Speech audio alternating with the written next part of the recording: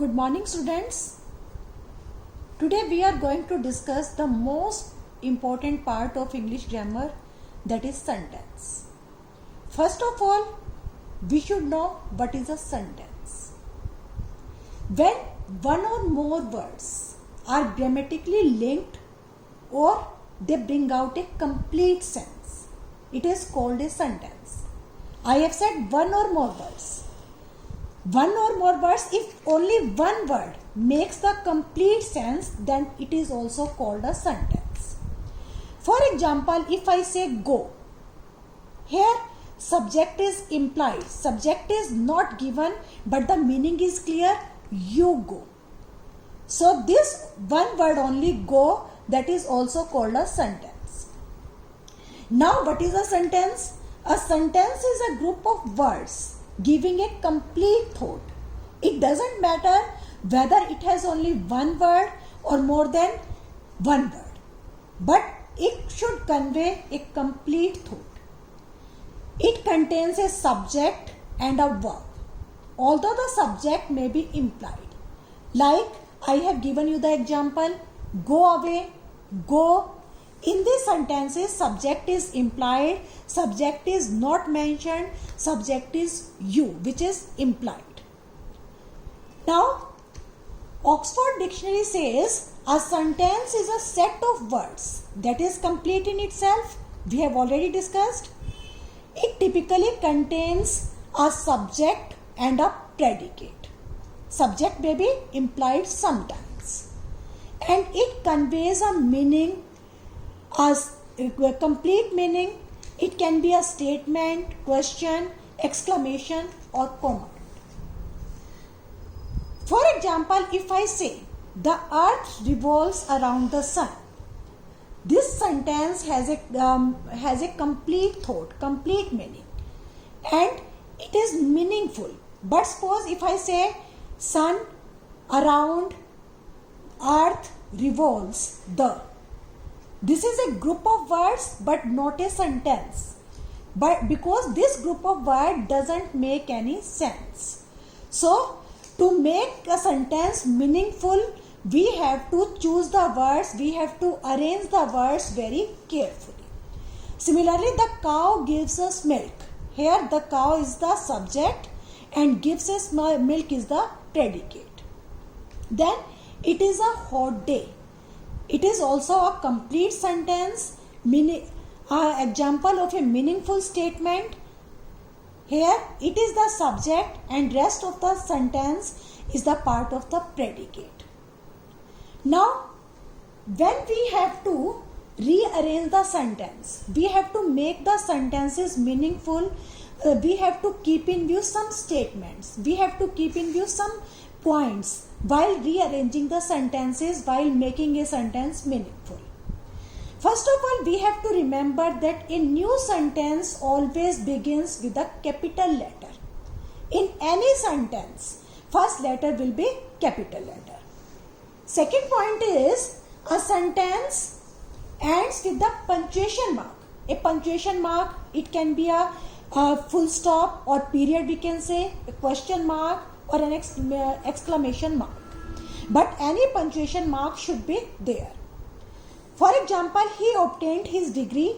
Here, this is the simple statement and we have put a full stop or period after the sentence. Then the third thing is, a sentence always contains a subject that is only given once. For you cannot use a noun or pronoun for the same subject. Either you will use the noun or either you will use the pronoun. For example, if I say Smith, he obtained his degree. This is a wrong sentence.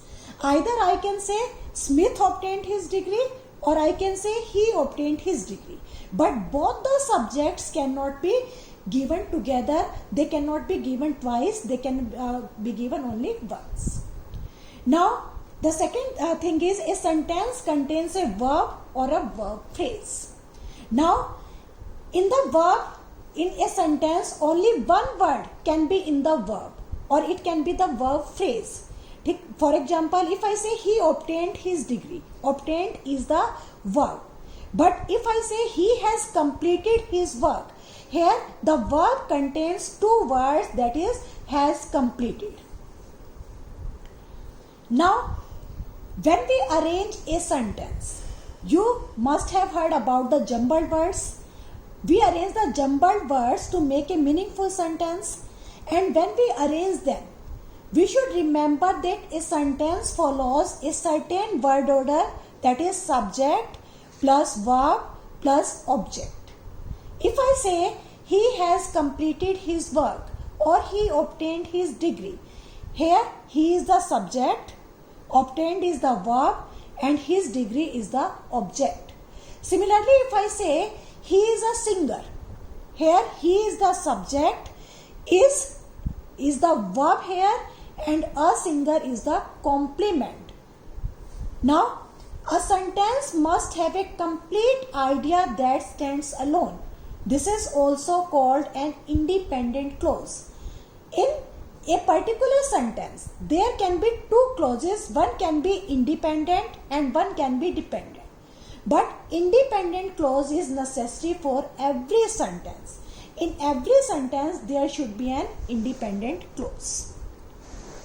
Now, you have to note that subject usually comes before the before in the sentence. In most of the sentences, in the simple sentences, subject is in the beginning. But in exceptional cases, it comes at the end of the sentence also. For example, here comes the train. In the above sentence, what is the verb? The verb is comes. We first ask what comes, and the answer is train.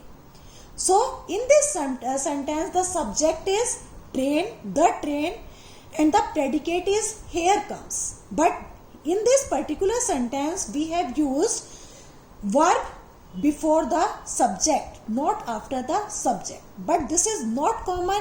This is only in some exceptional sentences. So, students, this is all about the rearranging of the sentences. And one or two things you have to remember, that ing form of the verb is always followed by is-am-are or was-were or will be.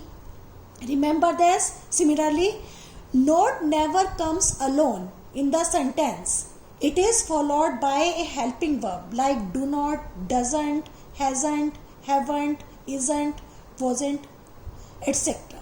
So remember all these points when you rearrange the sentence. Thank you, students. I hope you have understood all this. Have a nice day.